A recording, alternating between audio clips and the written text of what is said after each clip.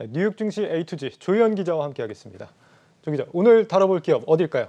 잘 아시는 기업입니다. 네. 티커명은 AMGM. 아마존입니다. 예, 단번에 알겠네요. 아마존. 그렇죠. 네. 이전에 저희가 베이조스 우주여행 이런 얘기도 했고 아마존 약국 얘기도 했는데 네. 아마존 사업 자체에 대해서는 이야기한 적이 없어요. 그래서 오늘 아마존에 대해서 이야기를 좀 해보려고 합니다. 블랙 프라이데이로 유명한 아마존. 예, 내일부터 우리나라에서도 아마존 쇼핑이 가능해진다라고 하는데 구체적으로 이게 해외 직구랑 좀 어떻게 다른 거예요? 그러니까 사실 해외 직구 하면은 가장 큰 허들이 영어, 언어 부분도 있고 배송도 있고 또 나중에 환불은 어떻게 하지 이런 부분들이 있는데요. 네. 아마존이 11번가랑 손을 잡아서 무료 배송 구독 서비스를 시작을 합니다. 그래서 네. 우리에게 익숙한 플랫폼에서 쉽게 국내 온라인 쇼핑몰에서 사듯이 해외 직구를 할 수 있게 되는 것이죠. 예, 그렇군요.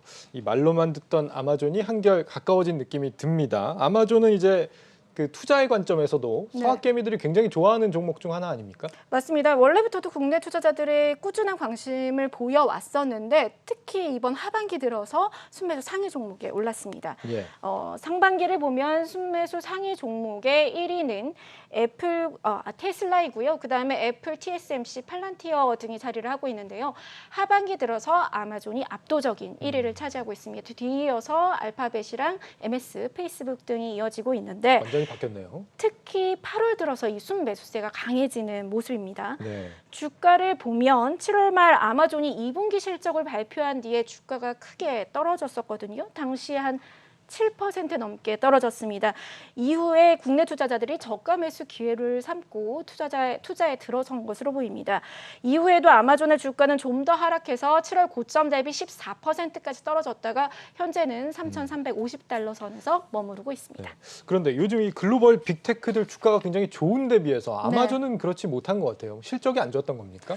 실적 자체를 봤을 때 나쁘다고 말하기는 좀 어려워 보입니다. 네. 전체 매출 성장세는 27% 늘면서 1,131억 달러 매출을 기록했는데요. 이는 역대 두 번째로 높은 분기 매출입니다.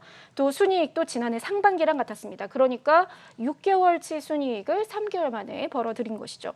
그런데 주가가 급락한 것은 시장의 기대가 그보다 훨씬 더 컸기 때문입니다. 월가의 예상치가 매출 1,150억 달러였거든요. 그래서 빅테크 기업 중에서는 유일하게 시장 예상치를 못 채운 기업입니다. 특히 이제 시장은 소매 판매업 성장률 둔화에 주목을 했습니다. 지난해 2분기 소매 판매업 매출 성장률이 43%였는데 올 2분기는 이의 절반에도 미치지 못하는 22%에 불과했습니다. 여기에 3분기와 하반기 매출 가이던스까지 좀 보수적으로 제시되면서 아마존의 마켓쉐어가 커질 만큼 커진 것 아니냐 이런 반응들이 나오고 있습니다. 아마존에 대한 기대가 너무 컸나 봅니다. 다시 이제 대면 소비 쪽으로 흘러가려는 그런 경향일 수도 있겠다 이런 생각도 들고요. 네, 지난주에 주목할 만한 뉴스가 하나 있었습니다. 바로 아마존이 미국의 유통 대명사, 제왕이라고 하면 월마트잖아요. 근데 이 월마트의 매출을 넘어섰다는 뉴스인데요. 5년 전만 해도 아마존의 매출은 월마트의 4분의 1 수준에 불과했습니다. 그런데 최근 1년, 그러니까 코로나 팬데믹 기간 동안에 미국인들이 아마존에서 지출한 금액이 월마트를 제친 것입니다. 월가에서는 내년이면 전체 매출도 넘어서서 아마존이 미국 유통의 1위를 차지할 것이다 이런 말이 나오고 있는데요. 이 가운데 아마존이 오프라인 백화점 사업에 진출한다는 소식이 전해졌습니다. 그러니까 원래는 월마트가 유통 1위인데 이게 거의 1년 만에 다 따라잡아 버렸다 이런 거네요. 그러면 이 대면 유통업체들이 그 아마존 때문에 좀 요즘에 경영이 어려워진 건데 반대로 아마존이 이 사업에 진출을 한다. 저는 상당히 좀 아이러니한 부분인 것 같습니다. 왜 갑자기 백화점에 뛰어드는 겁니까? 그러니까 실제로 팬데믹 기간 동안에 미국 백화점 체인 업체들 많이 파산 보호 신청을 했거든요. 그랬는데 오히려 이제 월마트나 코스트코 평균 매장보다는 좀 작지만 아마존이 직접 백화점을 열겠다라고 나선 것입니다. 일단 오하이오주와 캘리포니아주에 우선적으로 오픈할 것이다라고 보도를 했는데요. 사실 아마존은 이전에도 아마존 고와 신선식품 매장인 아마존 프레시 등 오프라인 사업을 좀 늘려가는 모습이었습니다. 그러니까 오프라인 매장을 통해서 고객과의 접점을 늘리고 새로운 쇼핑 경험을 제공하는 동시에 소비자의 행동이나 어떤 심리 같은 걸 좀 파악해 보겠다 이런 목표가 있는 거죠. 구체적으로 살펴보면 아마존이 의류 판매 매출이 높은데도 불구하고 가격이 높은 명품, 명품에서는 유독 부족한 모습을 보였습니다. 아마존과 제휴한 명품 브랜드 자체도 많지 않고요. 아무래도 명품을 사려면 이제 소비자들이 직접 눈으로 보고 또 구매하기를 원하죠. 네. 그렇다 보니까 아마존의 오프라인 매장은 명품하고 패션, 또 전자제품, 가구 등을 직접 보고 경험해보는 공간이 될 것으로 보입니다. 명품까지는 아직 온라인이 좀 어려웠나 봅니다. 그렇습니다. 이 아마존의 오프라인화라고 한다면 기존의 이제 백화점 업체들하고는 또 다른 면모를 보여줄 수 있지 않을까 이런 생각이 듭니다.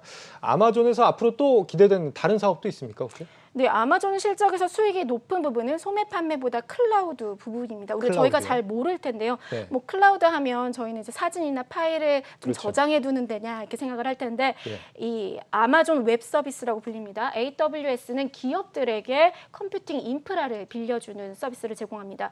그러니까 예를 들어서 웹사이트에 필요한 데이터를 저장할 수 있는 서버나 스토리지, 그리고 네트워크 장비뿐 아니라 AI나 IoT 등 이 핵심 IT 기술까지 물건을 대여하듯이 빌려주는 서비스입니다. 현재 AWS는 경쟁업체인 MS와 구글, 오라클 등을 뛰어넘으면서 클라우드 시장 압도적 1위를 차지하고 있는데요.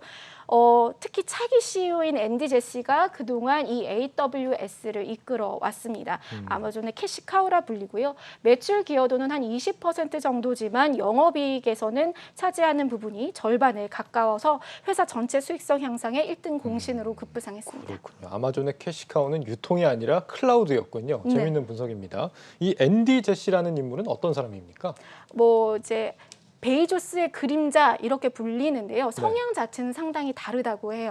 그렇지만 베이조스가 참여하는 어떤 모든 미팅이라든지 인터뷰 회의에 그림자처럼 따라다녀서 베이조스의 복심 이렇게도 불립니다. 예. 특히 IT 기술 지원의 책사 역할을 한 것으로 알려졌습니다. 베이조스가 이제 어떤 기업의 비전을 제시하면은 앤디 제시 같은 경우는 핵심 가치를 사업으로 이렇게 현실화시키는 혁신가 이렇게 불리기도 합니다.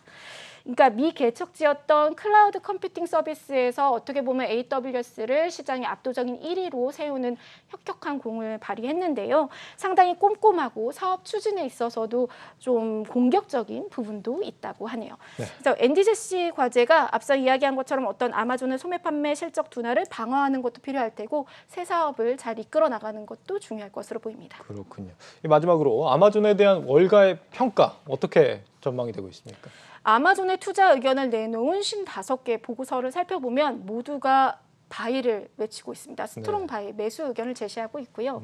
펀드 매니저들도 바라보면 1년 전보다 아마존에 대한 비중 확대 의견을 강화한 것으로 나타났습니다. 다만 목표 주가가 좀 실적 발표를 기점으로 소폭 낮춰지긴 했습니다만 현재 30개사를 기준으로 봤을 때 4,200달러 선, 최고에는 5,000달러까지 제시하고 있습니다. 네, 뉴욕 증시 A2G 조희영 기자와 함께했습니다. 잘 들었습니다.